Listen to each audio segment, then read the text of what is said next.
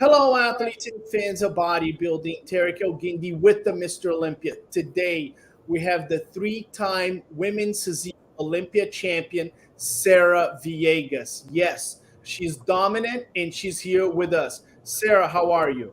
I'm doing great. Thank you for having me. I'm very excited to be here with all of y'all.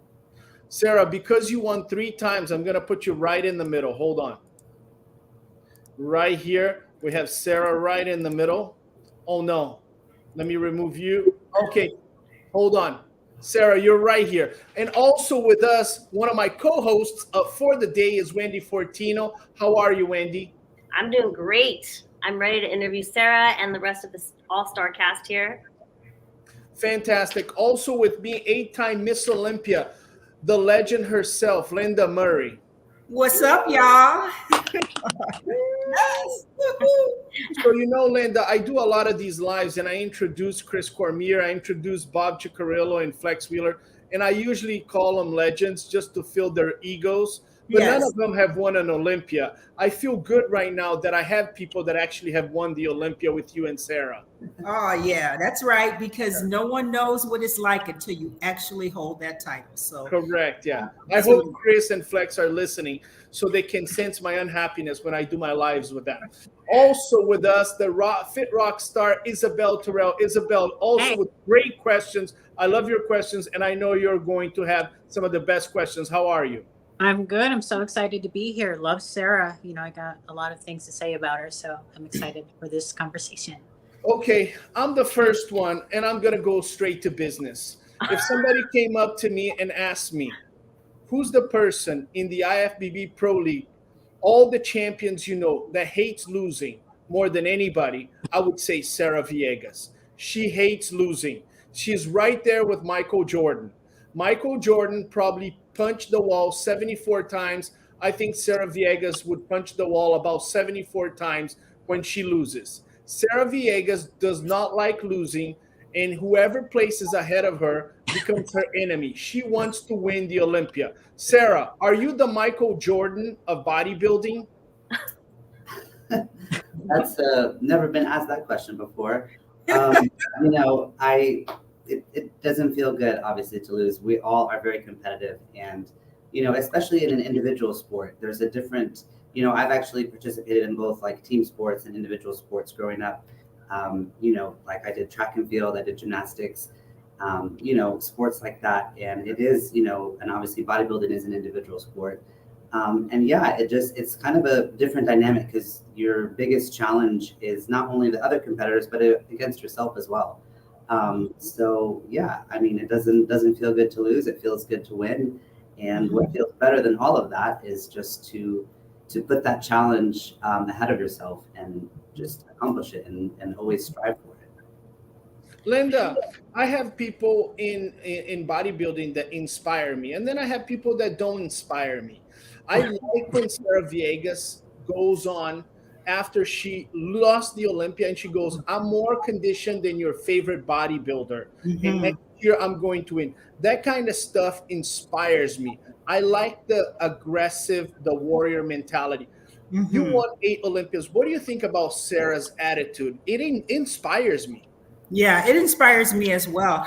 My first real introduction, I think, to Sarah and was sitting in the audience prior to her winning her first Miss Olympia at the press conference.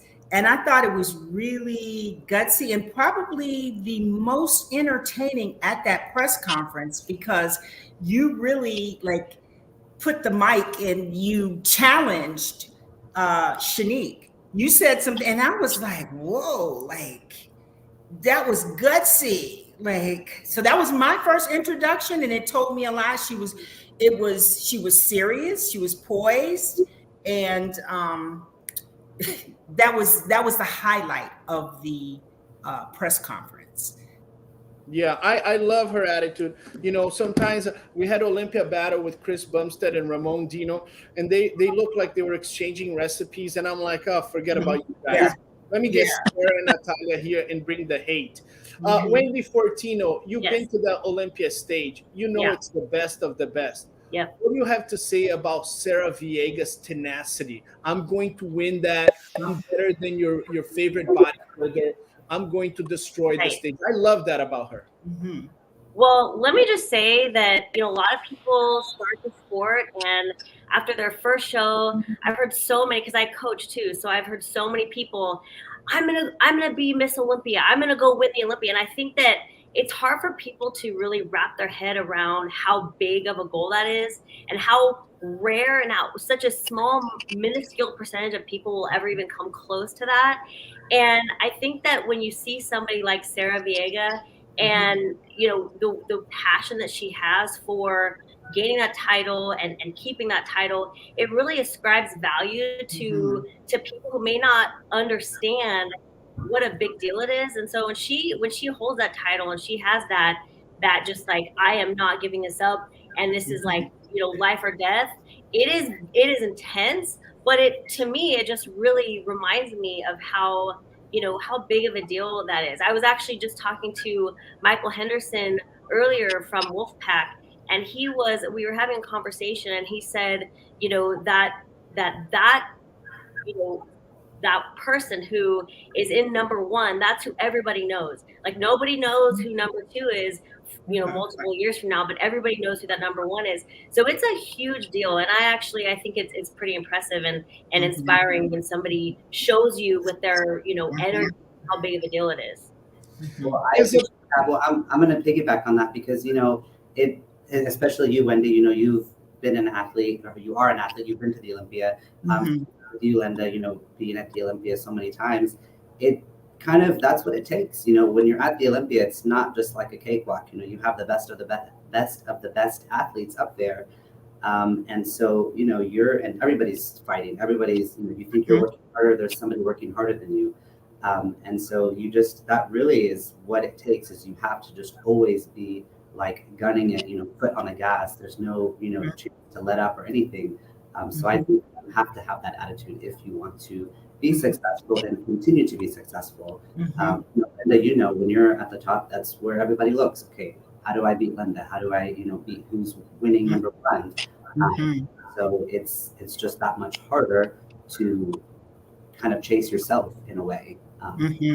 Yeah, you did it with poise. I mean, you really did. I got to watch you, like I said, at that press conference, challenge Shanique. The most interesting challenge that I saw up there, question, putting it to being in second place and putting it to her. Then you won. I mean, it flowed effortlessly, then I watched you. Yeah. I want to know from both of you. So Linda and Sarah, okay, because I've seen this from both of you. And I've never, I personally, I'm going to put myself, I'm just going to expose myself here. The energy that I feel from Sarah and from Linda and even from Sid, it's very intimidating. And I think that is part of the superpower that you hold as a champion, is like the people that really thrive in that energy are the ones that really, transcend. And it is so intimidating. And I think that there's just an energy that you have when you walk into the room. Sarah, you first. Do you think about the way that you're intimidating people when you walk into a room? And be like totally honest, because I wanna know. To be totally honest, I don't think I'm intimidating at all. Really? I can kind of understand what you're saying, but I think for me, that kind of goes back to what I was saying just a minute ago of, to be successful at the highest level, to be number one in the world at anything, whether it's basketball or bodybuilding or basket weaving, whatever it is, you have to just be able to really kind of separate yourself from the environment. And just, people talk about like tunnel vision and one goal and, things like that. But it really is, every day of the week, every week out of the year, year after year after year after year, to get to this point where you're a champion or you're an Olympian, and people look at you and they say, wow, she's, how does she have that kind of commanding energy, or it's not necessarily something like I'm going to walk into the room and like be commanding, but I think it's just everything that it takes that you have to go through and that you have to overcome to get to that point that way. And so I think it's kind of it's all of the backstory that kind of shows through your your facial expressions and your presence. So I would describe it anyway. Yeah. Hey, Isabel, I have a question for you. You do a lot of interviews that you go in depth and you get to see the competitor. Out of all the people that you have interviewed, that you've had contact in the industry, is Sarah Villegas one of the most intense athletes you've ever interviewed? Sarah is definitely intense. And let me just throw in there the Olympia battles that you guys had this year. I have to say that is one of the best Olympia battles. I know, the heat that I felt between those two. Sarah also is somebody, you asked the question, Winnie, about being intimidating. I think Sarah, she has so much confidence that she doesn't worry about anybody. She just does her thing. But what I love about her is that when she says she's going to do something, she does it. And let's go back to the Shanique thing. When Shanique lost and Sarah comes out and says, hey, what was it, $20,000? And I couldn't believe it. Sarah doesn't hold anything back. She doesn't care what anybody thinks. She does her thing. The best for me was when she lost. Again, I know that was very intense for her. The next day, or actually that same day, Sarah was already going and planning, and she made this post showing what her condition looked like. And listen, she's the human anatomy chart. There is nobody like her, and I love her intensity, her drive. And again, she doesn't care what people think. She just owns it. And I feel sorry for her competition this year. I hate to say it, but Sarah, she always, every year brings in a phenomenal package. And, what she does for the community, I have to say she is one of the best ambassadors of the sport, because she gives back money, a lot of money. And, we're very grateful for her because she's just an amazing woman inside and out. Linda, I have a question for you. During Olympia battle, you were there. Sarah Villegas was there with Natalia Coelho. Natalia Coelho was the reigning champion at that point. Natalia was covered up. Yes. And Sarah, she was there, and she goes, I'm going to show my physique. And we could tell she was already in really good shape. Do you think that during that Olympia battle, there was already a communication, a message, that something was said, Yeah. Well, like, to me, what is said is, first of all, both of them always stay in great shape all year. And when they bring it to the stage, they're in amazing condition. What I saw is that thing that, Sarah, like when you're the current champion, like Sarah, she had already won the Olympia. She lost the Olympia. And this was Natalia's, I could see that Natalia was trying to find her way. It's that little difference between, like Sarah was comfortable. She was at peace. She knows her game. She knows what she needs to do. Whereas the pressure was actually on Natalia. The pressure was on Natalia. That was my thinking. Like there was nothing for like Sarah to hide. And I saw that same exact thing, and that's what I feel like really made the difference on stage when I saw Sarah and I saw Natalia. It's that thing that you have to experience when you're defending that title, and still do what you did before you won that title. You know what I mean? Check off all of the boxes. So that's what I saw. Sarah, You know what I saw? Real quick. Go ahead. I saw Tarek instigating some stuff between those two, which I love. Isabel, I instigate with every category, with everybody. Yeah, but the only category that I do not instigate because I'm scared. I have a family with 2 kids. Is the women's physique. I don't mess with those girls. I don't. Between Sarah, Natalia, and Shanique Grant, I just put on the Olympia battle and I go away and stay in the corner. And Yeah. I tell Linda Murray, Linda, you deal with them. I don't have the resume to deal with them. Sarah, during that Olympia battle, it was clear. People were making comments. You showed your physique. What did you feel in that moment? Because it felt like you were very confident, despite not being the current champion in that moment. Can you describe to us what happened during Olympia battle? You know, Tarek, I think you you read into things a lot. You know, so for me, I mentioned this actually at the press conference at the Olympia, because Linda asked me a question, something about kind of all three of the Olympias, like winning it for the first time, defending it, and then being obviously in 2023 coming back off of a second place finish. And you know, I quoted one of my favorite quotes by Mary Pickford. She said, "The failure is not defined by the fall, but in the staying down." And so for me, obviously, I wasn't pleased with my placing in 2022, but it was just one of those things, like you swallow it, you say, okay, that's what happened. Why did it happen? What do I need to do to make sure that it never happens again? So it was actually, you know, I talked a lot about like the process and the journey from the 2022 Olympia leading into the 23 Olympia. And it was just, now in hindsight, it was kind of, I think, like a blessing in disguise, because it really allowed me to tap into my physique in a different way. And, you know, who knows, if I hadn't had that placing in 2022, who's to say that I would have ever brought the package that I brought to the stage in 2023 in any of my subsequent Olympias. So, you know, even when I didn't win in 2022, you know, my confidence wasn't shook. I didn't feel like, oh, I have to, you know, like prove myself or, you know, like show that I'm not over. It was really just like, okay, you know, Serena Williams, she didn't win every tennis match. Tiger Woods didn't win every golf, you know. So even the greatest athletes, they don't always win. You know, they have moments where the outcome doesn't go their way.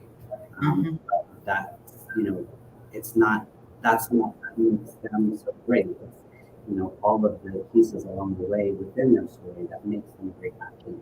And a lot of times the comeback is what makes, you know, people as great or whatever it is. And I'm not talking about myself saying that I'm the Michael Jordan, as Tara would put it. But, you know, it just felt natural to me, because I felt like I was out of place. Yeah, I love what you said, that it's a blessing in disguise. And that always tells like the true athlete, the true competitor, because when someone wins the Olympia the first time, like it's impressive. But what I want to really see is when you come back to defend your title. How will you be able to stand steady, stand firm in who you are, not change your game plan? Because now all of a sudden, all these people are in your space. Everybody has an idea. Everybody wants to be your trainer, tell you what to do. And a lot of times it does affect that athlete. And they start to deviate just a little bit, put on too much muscle, change their hair, you know, they're a brunette and now they're a blonde. I'm just saying. And that for me is important. So that tells it all. Yeah. It's the best. You just pointed out something that is so important for champions, and a commonality that I see is the ability to when there's like a fork in the road, and like to have the discernment and know what things that you want to fix and what things you don't. Because a lot of people, they don't realize this, but subconsciously they gravitate to the things that are the easiest for them to fix. Like if somebody's really good with hair and makeup, then those are the things that they're going to gravitate to. Oh, I need to change my hair and makeup because that's comfortable for them. They can change their look, but like the idea that you need to build a pair of arms, and you need to build a pair of glutes, things that are maybe more comfortable, that they don't really feel is going to be an easier road. They subconsciously don't realize this, but the champion is going to go, okay, this is going to be tough for me, but I need to go and I need to change the things that are not comfortable for me, that maybe like I don't really want to, I'm resistant to. And yeah, I did see that with Sarah Villegas. It was like she came back and she was told, there's some body parts that she needed to improve and everything like that, which is hard when you're already perfect.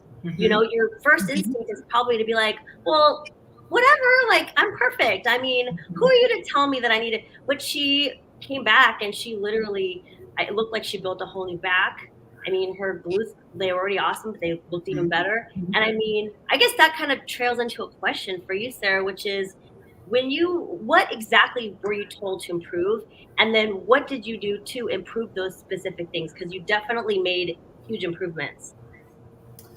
Well, I wasn't given like specific, like, oh, your arms are this or your shoulders are that. Yeah. The feedback that I got from last year was that 2022 was that it really was kind of just, apples and oranges.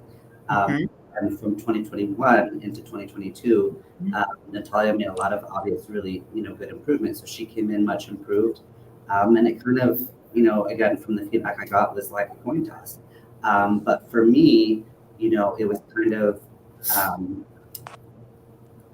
like challenging myself to say, okay. You assessed yourself. Yeah, saying like, okay, 2020, I won. 2022, I defended that title. So what I'm doing is working, right? And then, so I kind of, if it's not broke, don't fix it, right? That's right.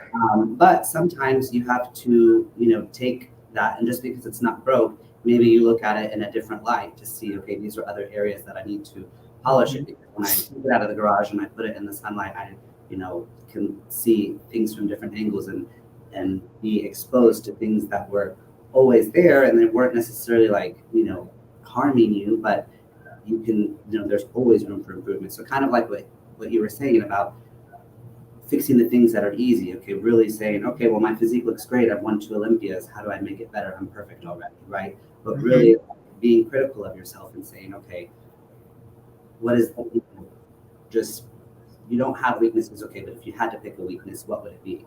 So I did everything. I can never be round enough, can never have enough quad sweep, never have enough paper, making sure that I bring the same conditioning, because my conditioning always, is on point. So making sure that I don't deviate from that. Practicing the posing, just, everything from head to toe was just overall, refining it. So Sarah, I talked to Sandy, and both of us thought that you maybe lost some fullness in 2022 on the upper body. And I thought that your 2023 performance was actually your best performance. It was better than 2022 and 2021. You were a better bodybuilder in 2023. I thought you was your best ever. And I thought it was because you brought back your fullness, especially on the legs, which gave you that great V taper. And we can see it here, right? Look at the quads coming out. There's fullness and there's separation. It just looked like an impeccable physique. Did you feel that you were a little bit fuller this year, that you came a little bit, bigger in terms of size, and that made you a little bit of a better bodybuilder? Yeah, so I would agree. I think that 2023, was my best package to date. And just to like piggyback on what you said, in 2022, I actually, 6 or 7 months out of the Olympia, I actually stopped training in chest, because I, always, as you build muscle, you always want to keep in mind the guidelines of the category. And so I didn't feel like that was, something that I needed to continue to build. So I pulled back on that. That backfired, and it ended up displaying as, losing fullness in the upper body. But I think that, I did present bigger, obviously, this year. I had significant more tissue. And so because I had more muscle, I was able to come in fuller. And yeah, I do think that I am a much better bodybuilder this year than I have been in years past. And I do think that this best package. Yeah. Yeah. So I know it has to be challenging because people want to give their opinions. And it is tough when you're the champion and you know the judges and you see them in some point, like through your travels. But at the end of the day, you hear what they say, and then you have to make the decision and evaluate that. Because sometimes I do believe that a judge will, and Tarek, you can tell me if this is correct, you'll say something that maybe is just not, you're not feeling like that's what you need to do. You know, like if a judge said, oh, you need to put on more, you need more development as far as in your chest. You kind of have to let that go in one ear and out the other. So can you talk about all the what you heard from the judges, from people, as far as what they were saying you needed to do to fix something that maybe you thought that's not really broken, I don't need to fix that? Well, I didn't like, nobody told me like, oh, your chest is too big. That was just, it's actually kind of like what you were saying. I was looking at my physique and, looking at, everything and just the training style and everything. And I kind of made that assessment of saying like, okay, maybe I don't need to, continue to develop this muscle group. And then as Tarek described it, it was described to me as just like fullness in the upper body. Nobody knows that I stopped training chest. So nobody was like, told me like, hey, your chest was undersized. But I think, it's the front half of your upper body. And so I think, when you train chest, that works, delts and arms and things like that as well. So I think it kind of just created the overall look of maybe, being a little more undersized. So that was, more of like the feedback. Now, when you lost in 2021, though, you had made that post showing your back shot, and you said something, well, I was listening to this person and these people were saying this, and then you wanted to come in a little softer and the tan was lighter, but this time around you totally changed all that. I mean, what were people saying to you in 2021, out of curiosity, that you had to improve on? You were too hard? Actually, that was so people who were watching the live stream, and I went back and watched the live stream myself, and compared it like with actual like pictures or like iPhone video, and I looked like completely washed out, and I looked like we just washed out is the term.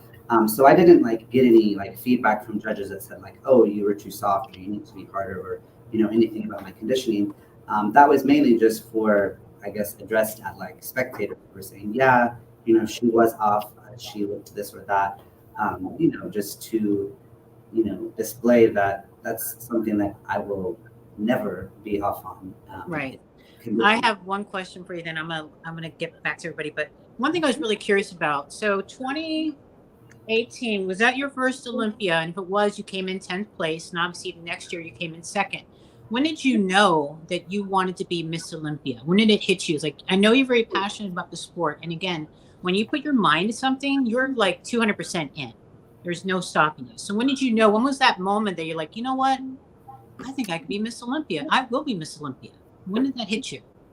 So, and I told this story to maybe a few people, but I remember when it was first told to me. So I became introduced to bodybuilding through my husband, Ali. Mr. Texas.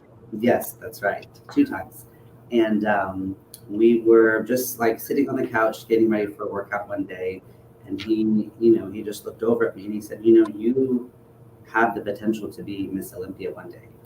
And at the time, I just kind of thought like, oh, like he's being nice and like, trying to be encouraging. And I didn't also have a concept of what that meant. I hadn't even done a show, I had only like, looked at pictures, and this was several years ago before there was like live streams, and so you had to actually like go to a bodybuilding show to see it. So I was very, very, very, very new. And then I remember, prepping for my first show, and I remember that I won. And then we got off stage. I won the overall at my first NPC show.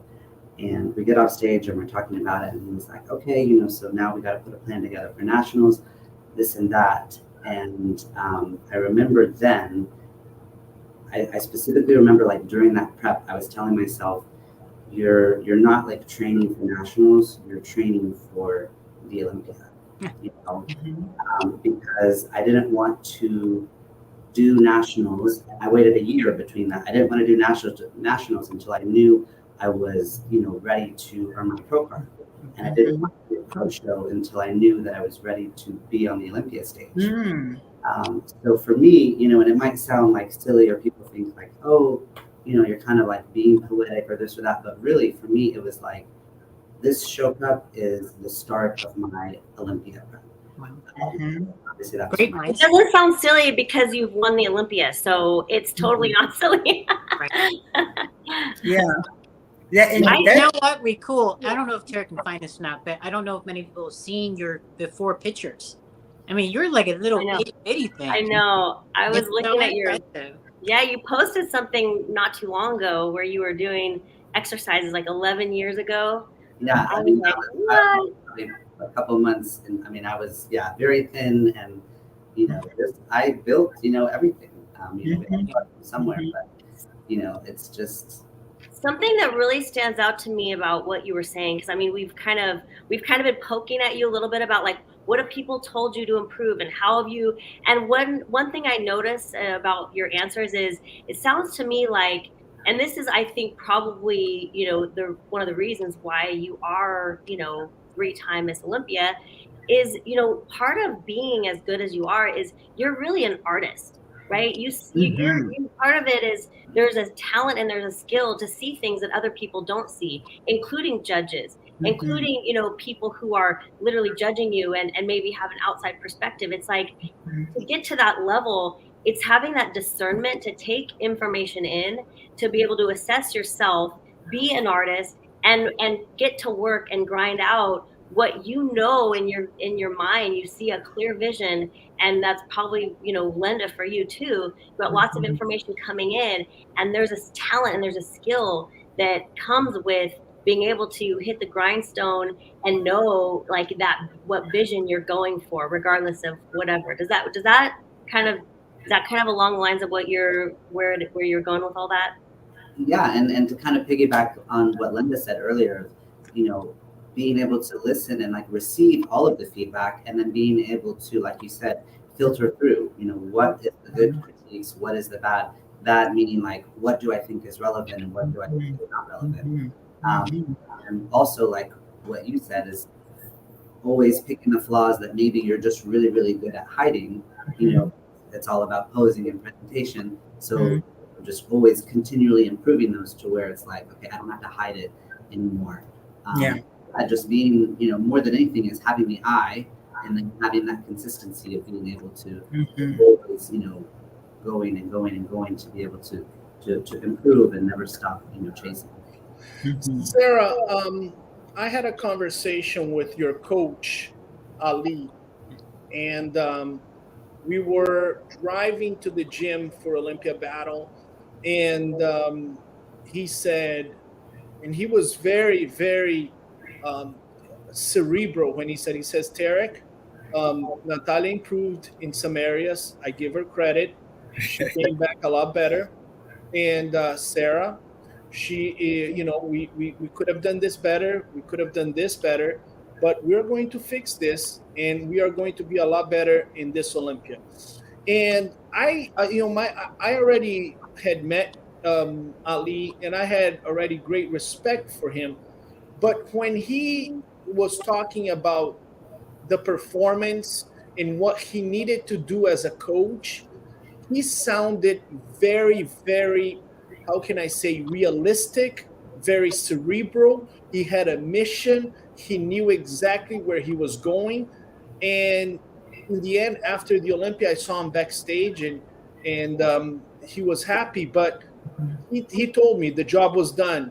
I felt like this guy, obviously he is your husband and he loves you, but he's able to separate and be so precise about what has to be done that I was impressed. I see coaches who don't have a relationship with competitors getting so emotional, so flustered. And then I see this guy who's training somebody who has won the Olympia, who's married with the competitor, being so cerebral and professional about the approach. Talk to me about your coach slash your husband and what he has meant for you in this journey. Well, that would be probably like a separate Olympia Live on its own. But if I had to summarize it, you know, for lack of a better term, you know, we have to call him a coach, but I hate reducing it to that term because it really is, it's such a partnership, and it is special and unique that we are married. So we have our marriage and our personal relationship, but then we have also that like athlete coach relationship. And, you know, I think that is where I get a lot of my, you know, Wendy, you were saying like intimidating, and Tarek, you say like I'm, you know, intense and ferocious. And honestly, I get all of that from him. He is very, you know, we have two sayings in our household. The first one is, if you don't like something, change it. And the second one is winners win. And that pretty much summarizes everything about training and Olympia. And, you know, you have to not only check all the boxes, that's a term that people use all the time, but you have to, you know, make sure that you have all of the boxes in front of you. So things that you think might not matter, they do matter. And he's the one who is always saying, okay, you know, I can't even think of an example, but it's just from the time you wake up in the morning to, you know, making your breakfast, to doing a shower, to folding the laundry, like every little thing, he is so micro, like focused on how is this going to affect your workout later, how is that going to affect your food. Or, you know, he's just so detailed in everything that he does. I'm so grateful that I've been able to learn everything that I've learned from somebody who is so skilled and is so elite. And like you said, Tara, it's very just professional about it. It's very easy, especially as a couple, to let emotions, you know, kind of blind you and, oh, you know, you should have won. You know, of course, your family and friends are always going to think you're the greatest in the world at anything you do. So to be able to have somebody who is very, like you said, realistic and neutral. So it's just a doer. You know, he actually, I joke and I say, you know, he does everything except for, you know, put the suit and walk on stage. So it's really just, you know, such a blessing for me to have him with his knowledge and his skill and his, you know, just doer mentality. Actually, you know, like I said, kind of, he's more intense than I am. So people think like, oh, you know, you're a machine and you never slow down. There are days when I slow down and I'm like, how do I have to with this? And he's the one that's like, you know, on me without letting. All of my success is really just 100% attributed to him. And I really, you know, like I said, it's a partnership, and I would not be here without him, and I wouldn't want to be here. Anybody else? So. One of my favorite pictures, I'm sorry, Linda, one of my favorite pictures of you and your husband is when you're on the jet and you're doing the posing and he's looking at you. Is there a reason why you guys chose the jet? Is that because of certain elevation? Is it just a little secret with the conditioning, the water retention? That plays a part in it, but I mean, honestly, like we genuinely, like we pose on the plane. You know, the flight is, you know, a couple of hours, and it's like you're doing nothing, so you might as well do something while you're doing nothing. Just making sure that, you know, the body is, you know, stays comfortable and doesn't get too tight or too flat or whatever. So that's something that we, you know, genuinely do. And actually, that's one of the examples where I'm like, oh, can you just sleep? And he's like, no, you need to get your butt out of the pose. So. Okay, Sarah, do I have echo here? Can you guys hear me? I hear a little echo. Okay, Linda, maybe you can follow while I fix my mic. Let's take a look at this moment here. What's going on here, Linda? They're calling. There's the champ. There's the two-time champ. Yes. And here's the thing too. We were just talking about Sarah and maybe being intimidating, or for me, what I see is you are so freaking precise. Like, I got so much enjoyment sitting and watching you be so patient in showing your physique and saying, hey, look, and taking your time to show us, like, look at the way my muscle flows from top to bottom. Look at my symmetry. I mean, just, your angles. Even when she steps in the box, I watched her. She looked down briefly. She knows her lighting. She was like, I'm right in the middle of this box. So, like, that says everything. And that's what we should see across the board in the top 10 women.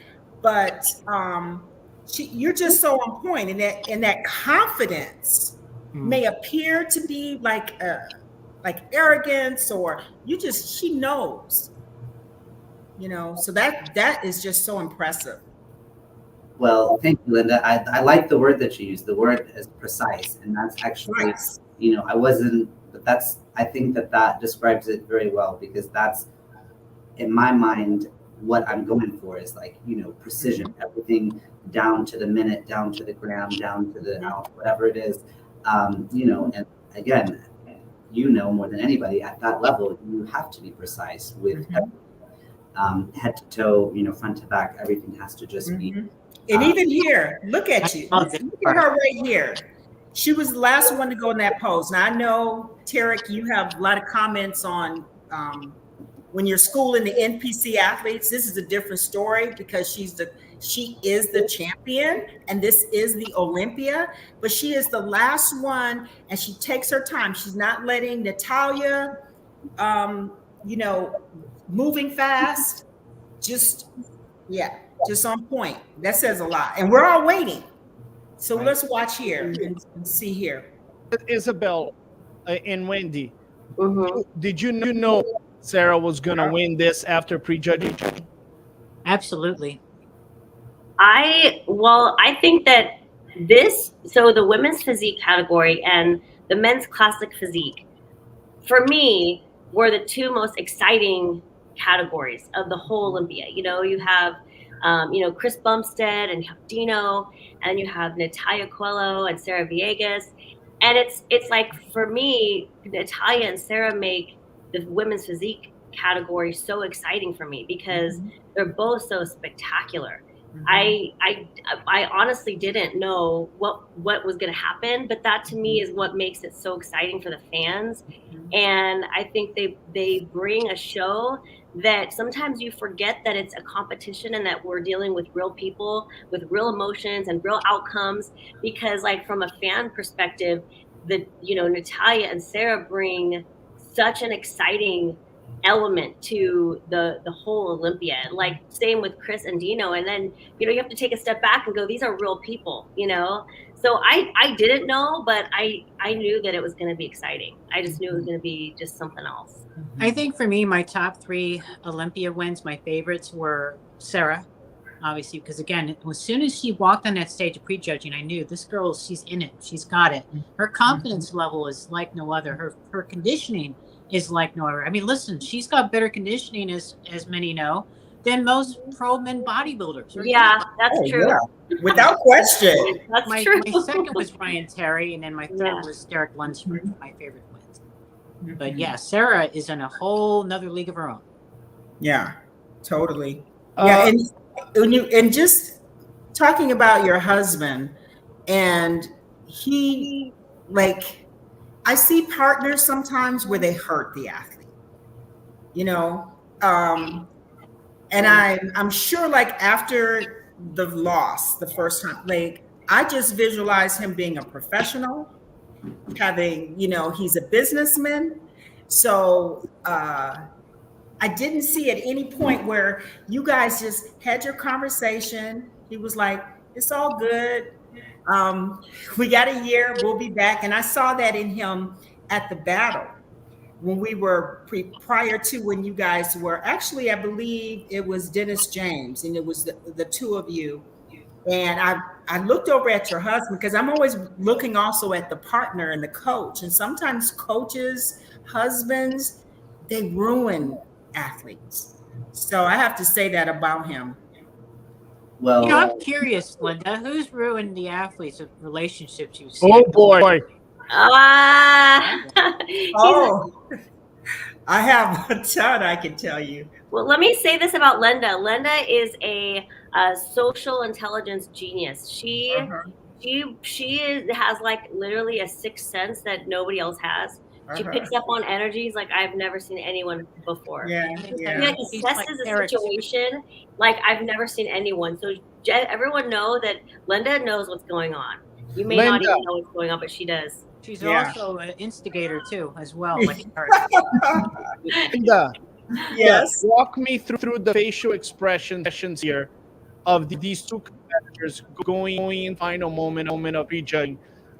Sarah, chime in. Let us know what was going on in your mind here. They called you and Alia in the final call out. What was going on in your mind, Sarah Villegas? so yeah, I mean, I was expecting it. They pulled us out one-on-one last year, and I was expecting them to do it again this year.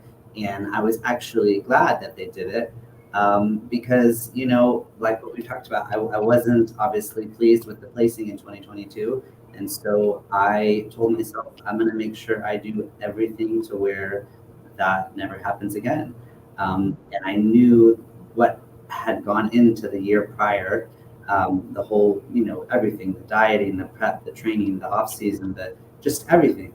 And I knew, you know, all of the progress that I had made, and I was excited to show it. You know, you guys were talking about like the confidence and this and that, and I was very confident, and that came from knowing that I had done literally every single thing during the course of my preparation that I possibly could have to, you know, display what it is that I did end up displaying. So I was excited, you know, and I was feeling really good. Kind of, you know, Linda, like what you were saying, I was like taking my time and like letting people see it. And that's exactly true. I wanted, you know, just everybody to just say like, look, you know, yes, I was second last year, but watch me, you know, look at what I did the whole last year, and here it is, you know, on display. Oh yeah. Yes, it's clear. There's no question in my mind. None. Yeah. She walked out and she said, I'm going to intimidate all of them.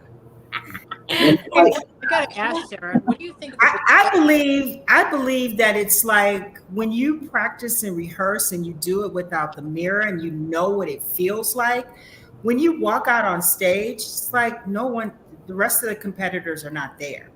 You just concerned with the box. You know if they're calling Natalia and you know all of that. And then when you hear something and it's a little unnerving, but when you practice, and you feel, you know what that feels like. And I could see that in Sarah. Yes, and I mean, you know about it more than anything too. It's just, you know, there's like a certain like feeling that you get like when you're, you know, there's two people ahead of you and there's one person ahead of you. And then they say, you know, thank you, so-and-so. And then like they're about to call your name. You know, there's just certain like feelings that you have. And for me, like I never get like stage fright or anything. I actually like, I love performing. You know, I mentioned that I have like a background in dance and gymnastics. So I really like, I genuinely enjoy that. And also, you know, for the fans, like it's exciting. You can, you know, literally like feel and hear and see their energy. So that always is, you know, that like positive feedback just makes it, you know, that much better. I'm going to be a little vulnerable here because I think a lot of people watching will relate to this. But I do think that, because I've been an athlete my whole life, and something I've always struggled with is when I get to the top, you know, of any sport I've ever done, it's almost like that fierceness becomes really difficult for me to tap into. I've powered when I get there and I'm really trying to overcome that still, I think a lot of people can relate to this. I mean, I think a lot of people from the bottom level all the way to the top deal with stage fright. And every time I've ever been like at the top level, like I look at, you know, the people that seem to be almost thriving in that energy, it fascinates me, you know, to be able to walk on that stage. And I mean, I saw you, Sarah, when you walked out for your routine, and it was like you like engulfed the energy in the room, and it was like you were thriving. And that, and the other hand, me, when I stepped on stage at the Olympia, I was the opposite. I'm still trying to overcome that. But what is it? I mean, it's almost like, you know, some people can tap into a larger percentage of their brain. It's almost like as an athlete, there are these phenoms who are able to tap into maybe that next level of their mind when they get into these stressful situations. Do you feel that? That's something that you found to be like a talent of yours in addition to having an awesome physique? I don't really think so. I think for me, and you know, it's probably like a less like magical or wow kind of answer that people want. But it just comes from like preparation. You know, if I remember in college when I would go, every time I would go into a chemistry test, I was like dreading it. Like, let me just get this over with as soon as I can, because I knew that I wasn't like ready for it. It was very hard for me, and I didn't feel prepared. So when you are prepared, and what I mean by that is, you know, maybe you are realistic and you say, okay, I don't have the best physique. You know, I'm not going to like be number one, but I know that I've done everything that I can to like maximize my potential. And that's in anything, whether it's basketball or tennis or, you know, anything that you're doing. I've, you know, never, you know, missed a day of practice, or I never, you know, skipped this, or I stuck to my diet. I've done everything that I can, and I'm as well prepared as I can be. And then another thing too is like, I always tell myself, you know, the day of the show, like everything that I have is everything that I have. I can't, you know, no matter how full I get, my muscle that I have is the muscle that I have. I can't, you know, if I don't have big legs, my legs aren't going to be bigger by eating more carbs, or, you know, whatever. You know, the body fat that I have is the body fat that I have. I'm not going to lose body fat by drinking this water or not drinking that, or whatever it is. So just embracing that and saying, you know, this is the physique that I have, and I'm going to go and I'm going to show it the best that I can. Because another thing too is, you know, when you mentioned like as a spectator, you know, it was fun for me to see this, or your energy like sucked up the room. And the, you know, when you're on stage, you can feel the energy from the crowd, and it's so when you exude that, I mean, it becomes like, you know, you actually end up mirroring each other. The athlete mirrors the audience, and the audience mirrors the athlete. So I think maybe, you know, having that kind of approach of like, look, I've done everything that I can, and the only thing that's left is to have fun, because I can be scared and nervous and, you know, kind of fumble my whole way through and be worried about, you know, the outcome, or I can take all of that hard work that I've spent the last months and months doing, and I can make the best of it, because I have 2 minutes on stage, and I'm going to just make the best of it. Yeah, I want to add something to this. And,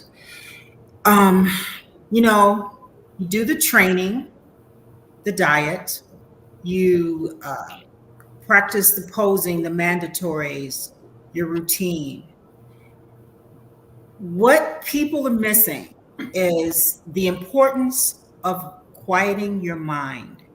And when I say this, I'm saying this in an age with social media and all of this extra stuff. If you look at most of the champions, Ronnie Coleman, Lee Haney, you look at Lee Labrada, you look at, they, through that year, when you are the champion, you need to have a place where you can focus. Now, when you go out into the world and you start doing these guest appearances, now you're interacting with all these people that have all of these opinions, and you have to be very strong to take in that information, use what's there, discard the rest. And the difference is that when you really practice and you work really hard and you check off all the boxes and you do all of that physical stuff, if you are out there throughout the year being more interested in being at every single show, posting a million trillion times, answering everybody's right, I promise you that will affect you when you're on stage. And so there's a sacrifice that the champion must make, and they cannot afford to be involved in everybody's business. And that right there, and for me, I'm going to say that, and I'm sure Natalia's watching, because Natalia is fierce when it comes to social media and doing all that. But there's a price to pay. There's a price to pay. You have to be awfully strong, you know, because somebody's going to affect you. Somebody's going to get in your head. And I think that when I look at Sarah and her husband and the way they operate, they're meticulous in knowing exactly what they're doing. They stick and move, post, make a comment here, stick and move. So I would say that that's the difference I see between Sarah and Natalia. And I feel like there is a price to pay when you're out there doing that. Yeah, Sarah actually was very quiet for the most part last year, focusing on, her training and everything from what I saw. But to, add on to what you said, Linda, Chris Bumstead's a great example. The guy built his own gym, wasn't going out in the public.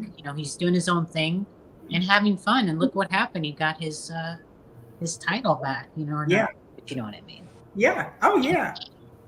One of my favorite Olympia TV subscribers, Raymond Jones here. Linda, tough love tonight. Raymond, thank you again for being here with us. We have a tradition, Sarah, for every. You have an echo, Tarek. You have an echo. Oh, so sorry. Let me see. Fix this. Can you guys hear me now? Yes. Yeah. Yes. Sorry about my echo. I don't know what's happening on the Tarek Elgini. That's wine, Linda? Pardon? That wine? No, it's what's that stuff Linda, called? you can't drink wine on a live. No, Linda. I just like it looks like wine, right? I drink everything out of wine glasses too, Linda. I love drinking out of. I do my soda. Yeah. It tastes better sometimes. Yeah. Okay, so Sarah, we've done this with every champion: Derek Lunsford, Ryan Terry, and Andrea Shaw, and it's a tradition that we do here at Olympia Live. This is actually quite interesting because one of the people that is giving you the award once is first place and second place is Dana Lynn Bailey, and she wasn't alive with us, and she said, I think Sarah will place third.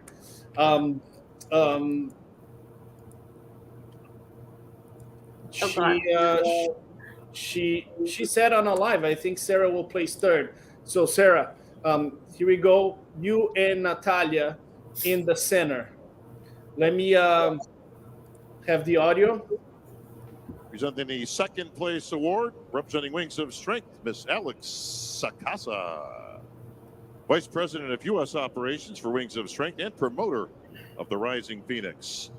Presenting the first place award is our Vice President, Mr. Tyler Mannion, former Olympia Champion Shanique Grant. Representing Trifecta Nutrition, your first ever Women's Physique Olympia champ. Hey, Sarah, just a quick question. In this moment, you got Natalia, you got Dana Lynn Bailey, and Shanique Grant. It's got to be the greatest moment of your life. You're just like, okay, girls, time for you to put the crown on the greatest one. Is that what was going on through your mind? Tell me the truth. Tell me the truth. I mean, I'm going to say you said it, not me. And honest, the moments before, actually, it's like you kind of like blank, like you never really, because Bob always like drags it out and you're just like, give me the answer, you know what I mean? So you kind of like, you don't really have time to like think about anything. Well, it is a great moment here. A great job to the team for getting Shanique there, Dana, and everybody there. So the only one missing was Juliana. She should have been there. Yeah. Dana Lynn Bailey, DLB. DLB is here, and Shanique in the house. Get up first, Connolly, and I already presented two-time Olympia champ, Janique Grant. Okay. The next name you hear will be the winner of the 2023 Olympia. I hope at home you're on pins and needles like I am. Here it is. Those are two beautiful Please take physiques. Let me just say. Yes. The Just first place stunning award, physiques right the there. gold Olympia medal, the check for $50,000, Watch Sarah's face. and the title of 2023 Women's Physique Olympia Champion. To our winner. And once again, Olympia champion, Sarah Villegas. You know, I like how he did that. And once again, Congratulations to Sarah Villegas. Well-deserved hug from the two champions. The seesaw battle continues. What were you saying? Natalia. Yes, we want to know what you said. What did you say? Olympia stage. Hold Folks, the on, let me silver pause medal, it because the we check want to for know what you $20,000. said there. Yes. No, I mean, I was in that same boat last year. I was in those shoes. And so I just told her, I said, just remember that once a Miss Olympia, you're always Miss Olympia. You Oh, brought a really compelling package. You looked great. And, congratulations. It was good. oh. That's nice. Listen, I gotta tell you, I think Sarah Villegas and Natalia Coelho have done for women's physique what Chris Bumstead has done for classic. They have elevated. I get as excited as any fan to watch them battle at the Olympia. And I think both of them have reached such high performance, and they're two incredible competitors. Yeah. So I give a lot of credit to Natalia and Sarah. I think they're doing an amazing job. And if you're placed third, fourth, fifth, man, it's an uphill battle because those two are really, really good. Let me just come back here to the celebration where Sarah Villegas is once again like. I want a big hand for your runner-up. Natalia Graham. Oh. Janique Grant looks pretty good. Oh, yeah. The hug from Dana Lynn Bailey. Shanique is there. Dana is Tyler there. Mannion about to raise that hand. I feel like All right, Shanique Shanique. and Dana like prepped for this. I see you out there. They look incredible. Such an amazing division. Yeah, I mean, Yeah. they're incredible women. Mm-hmm. Look, and here is the Hands in champion, victory. And the title goes back. Sarah Villegas. Linda Murray joining me here at the booth before we move on to women's bodybuilding. 8-time Miss Olympia, owner of Crystal Planet Nutrition. This is I want to know how many titles is Sarah that was a looking to get. surprise, huh? Miss Great Olympia. question. Linda's mic Right. here. Great She's question. on, She Yeah. said before the live, Tarek, I'm going for 12. I said 12, Oh. Sarah. Yeah, for anybody who hasn't, who this is their first day on the planet, Tarek likes to take something that was said, magnify it and exaggerate it. So Tarek did ask me this question before the live, and I said as many as I can. Well, you're like what, 25? You've got like a good 20 more you can get. I hope it's 25. Thank you. Uh-huh.